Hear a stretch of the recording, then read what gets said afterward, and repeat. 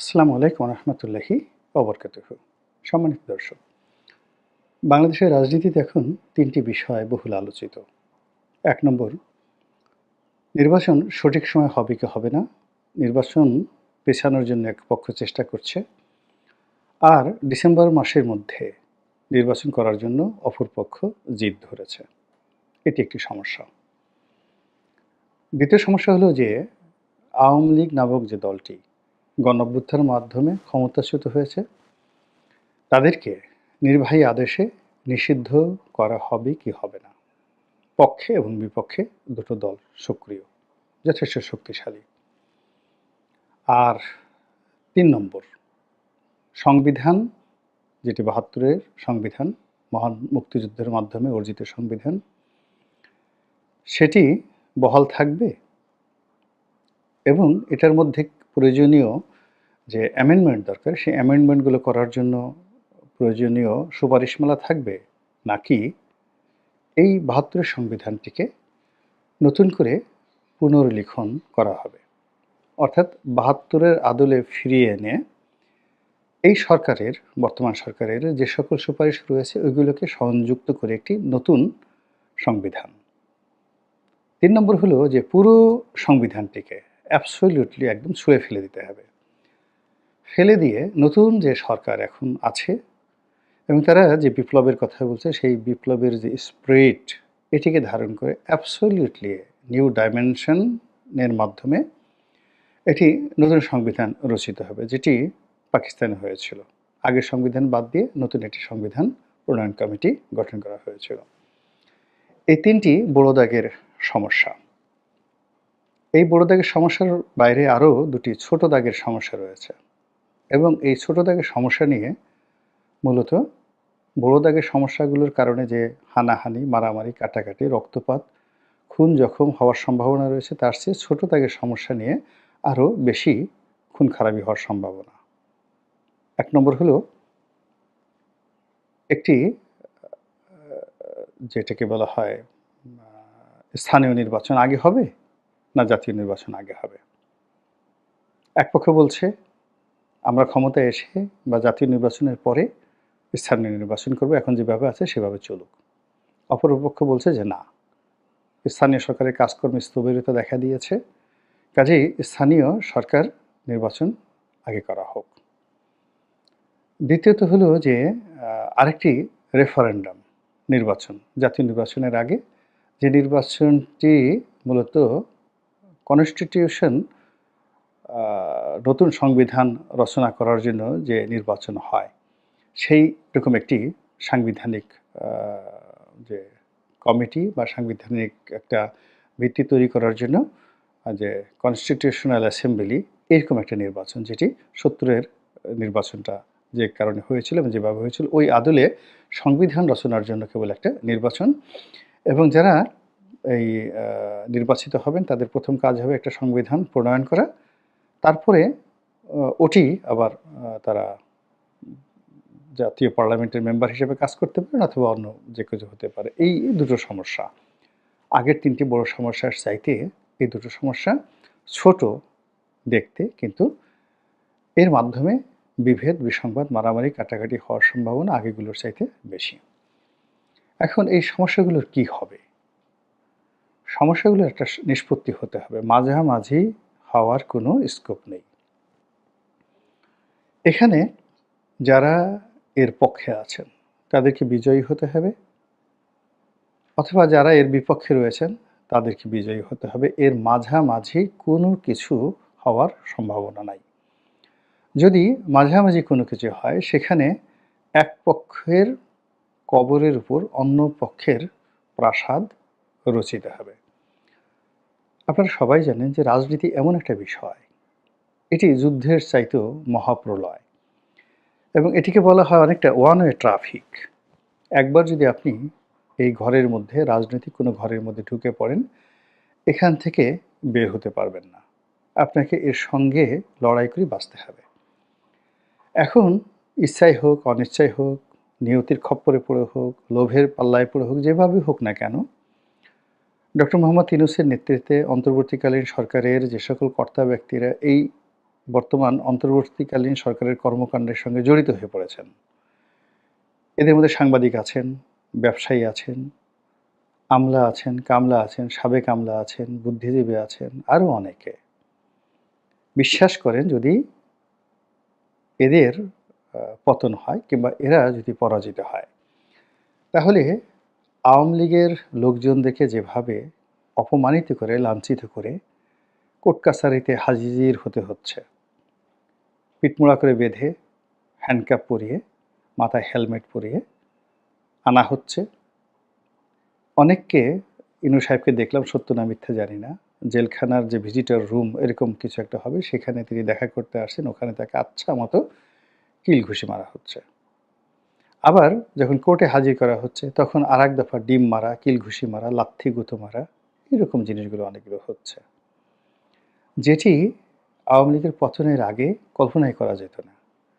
বিএনপির কোনো নেতাকে এভাবে হেলমেট পরিয়ে, এভাবে মারধর করে আওয়ামী লীগ কোর্টে উঠিয়েছে বা উঠাবে, এটা আমরা কল্পনাই করতে পারতাম না। সারা বাংলাদেশে কিয়ামত হয়ে যেত, কিন্তু যেটি এখন হচ্ছে।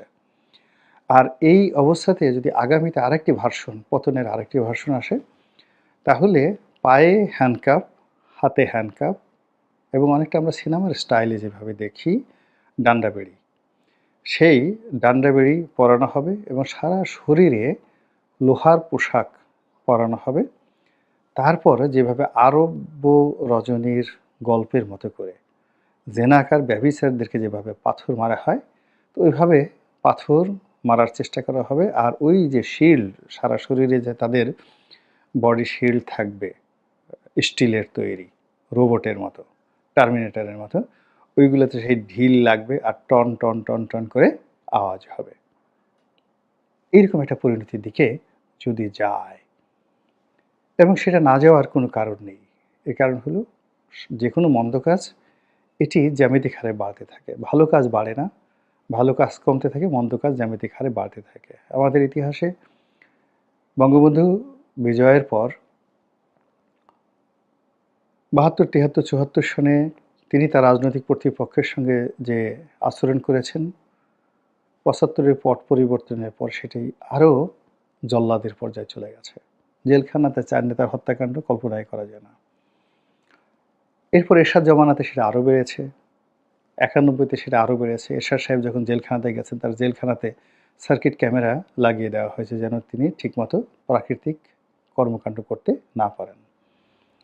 এবং এরশাদ সাহেব এবং এরশাদ সাহেবের পরিবারে যে অপমান করা হয়েছে, এর চাইতে আবার বেশি অপমান করা হয়েছে 1/11-এর সময় তারেক রহমান সাহেবের সঙ্গে, বেগম খালেদা জিয়ার সঙ্গে, আরাফাত রহমান কোকোর সঙ্গে পিটিয়ে, মানে আরাফাত রহমান কোকো এবং তারেক রহমান সাহেবকে পিটিয়ে রীতিমতো জীবন্ত লাশে পরিণত করে দেওয়া হয়েছে। তো এখন এই যে বেড়েছে, একটার পর একটা বেড়েছে। আবার আওয়ামী লীগ জমানাতে যেভাবে ক্রস ফায়ার হয়েছে, যেভাবে আয়নাঘর হয়েছে, যেভাবে ডিবি অফিসে নিয়ে নির্যাতন করা হয়েছে, তার সঙ্গে জ্যামিতিক হারে পাল্লা দিয়ে এই বর্তমানে ইনু, মিনু, টিনু যারা ধরা পড়েছেন তাদের সঙ্গে হচ্ছে। আগামী দিনেও যারা ঘিনু, মিনু, পিনু, চিনু, মিনু, টিনু, এদেরও এই অবস্থা যেটা বললাম যে ওইরকম হাতে পায়ে ডান্ডা বেড়ি পরিয়ে এরকম ঘটানো হবে।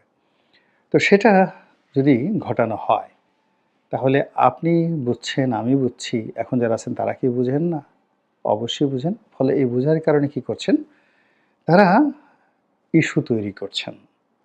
তাদের ক্ষমতাকে পাকাপোক্ত করার জন্য, অথবা নিরাপদ প্রস্থানের জন্য, অথবা তারা যাদের হাতে ক্ষমতা হস্তান্তর করবেন তাদের সঙ্গে একটি হৃদ্যতাপূর্ণ আন্ডারস্ট্যান্ডিং তৈরি করার জন্য। এবং অতীতে এভাবে অনেকবার হয়েছে। যেমন এরশাদ সাহেবকে একটা সেফ এক্সিট দেওয়ার কথা হয়েছিল। পরবর্তীতে সেই সেফ এক্সিটটা না দেওয়ার কারণে বিএনপিকে অনেক, যাকে বলা হয়, দায় পরিশোধ করতে হয়েছে। তারপর ৭৫-১৫ আগস্টের যারা হোতা ছিলেন তাদেরকে সেফ এক্সিট দিয়েছিলেন জিয়াউর রহমান সাহেব। এটি ক্যান্টনমেন্টের একটা সিদ্ধান্ত ছিল। আবার 1/11-এর যারা হর্তাকর্তা ছিলেন তাদেরকে শেখ হাসিনা সেফ এক্সিট দেবেন এই চুক্তিতে স্বাক্ষর করে তাকে ক্ষমতা আসতে হয়েছে। তো এরকম সবসময় হয়। আবার এখন যারা ক্ষমতায় এসেছেন তারা শেখ হাসিনা এবং তার যারা লোকজন আছেন তাদের সবাইকে সেফ এক্সিট দিয়েছেন। কাজেই এখন যারা ক্ষমতা আছেন তারা তাদের সেই সেফ এক্সিটের বিষয়ে শতভাগ নিশ্চিত না হওয়া পর্যন্ত 100% নিশ্চিত না হওয়া পর্যন্ত এইরকম যে ইস্যুগুলো বললাম ছোটোখাটো ইস্যু, বড় ইস্যু সব মিলিয়ে তালবাহানা হতে থাকবে। এর কোনো সমাধান নেই। দ্বিতীয়ত প্রতিপক্ষ। তারা আবার যদি কোনো কারণে ঢিল দিয়ে দেয়, তাদের দাবি থেকে সরে আসে, তারা পরাজিত হয় এবং তারা কোনো কারণে যদি বিজয়ী না হয় এবং এই যে এখন অন্তর্বর্তীকালীন সরকারের চাল বা চালবাজির সঙ্গে তারা পরাজিত হয়ে যায়, তাহলে তাদেরও পিঠের চামড়া থাকবে না, তাদের অস্তিত্ব থাকবে না। ইলেকশনে জয়লাভ তো দূরের কথা। এর পরবর্তীতে যদি সেনাবাহিনী অ্যাকশনের নামে, পুলিশ অ্যাকশনের নামে দেশে জরুরি অবস্থা জারি হয়, তাহলে বিশ্বাস করেন বাংলাদেশে আওয়ামী লীগের যত ক্ষতি হয়েছে তার চেয়ে বেশি ক্ষতি হবে এখন বিএনপির এবং জামাতের। এখন পশ্চিমারা যেভাবে জঙ্গিবাদের বিরুদ্ধে কথাবার্তা বলছে, যদি এই সরকার দীর্ঘমেয়াদে ক্ষমতায় থাকে বা সেনাবাহিনী ক্ষমতায় আসে, তাহলে এই যে যাদের বিরুদ্ধে জঙ্গিবাদের অভিযোগ আছে তাদের চামড়া তুলে ফেলা হবে, পশ্চাৎ দেশের চামড়া রীতিমতো তুলে ফেলা হবে। ফলে যারা নির্বাচন দাবি করছে তারা মূলত একটা ব্রিদিং স্পেস চাচ্ছে। জয় হোক পরাজিত হোক, একটি রাজনৈতিক সরকারের অধীনে নির্বাচন এর পর যে কোনো দমন-পীড়ন সেটার একটা সীমা পরিসীমা থাকে। কিন্তু অনির্বাচিত সরকারের অধীন কোনো দমন-পীড়নের সীমা পরিসীমা থাকে না। তো সেই দিক থেকে যে কর্মকাণ্ডগুলো হচ্ছে, সেই কর্মকাণ্ডগুলো এখন দুই পক্ষকেই মুখোমুখি অবস্থানে দাঁড়িয়ে আছে এবং যে যার মতো করে হম্বি করছেন, তম্বি করছেন, হুমকি দিচ্ছেন, ধামকি দিচ্ছেন, কৌশল করছেন, চালবাজি করছেন এবং নিজেদের যে বিষয়গুলো সেটা সংস্কার করা হবে, শেখ হাসিনার বিচার করা হবে, আগে বিচার, তারপরে সংস্কার, তারপরে নির্বাচন, এ সমস্ত নানা রকম ফন্দি ফিকির আসতেই থাকবে। এখন পবিত্র মাহে রমজান চলছে। মাহে রমজানের পরে এটা একই সাথে ত্রিমাত্রিক, আকাশে বাতাসে বাজতে থাকবে। টেলিভিশন টক শোগুলো মানে ফাটাফাটি। ইউটিউবে আমরা যারা বলছি আমাদের রমরমা অবস্থা তৈরি হয়ে যাবে ঈদের পরে। তারপরে পত্রপত্রিকাগুলো সাধ্যমতো লিখবে। দেশের বাইরে যারা আছে তারা খোঁচাতে থাকবে। দেশের ভিতরে যারা আছে তারা পুরো পরিস্থিতি উত্তপ্ত করার চেষ্টা করবে। সব মিলিয়ে যারা রাজনীতিবিদ আছেন তারা, ক্ষমতায় যারা আসতে চান তারা, আওয়ামী লীগ এবং ডক্টর মোহাম্মদ ইউনূস সহ তার যারা সহযোগী রয়েছেন কেউ শান্তিতে থাকতে পারবেন না। আল্লাহ আমাদের সবাইকে হেদায়েত দান করুন, সুস্থ রাখুন এবং কল্যাণ দান করুন। আসসালামু আলাইকুম ওয়া রাহমাতুল্লাহি ওয়া বারাকাতুহু।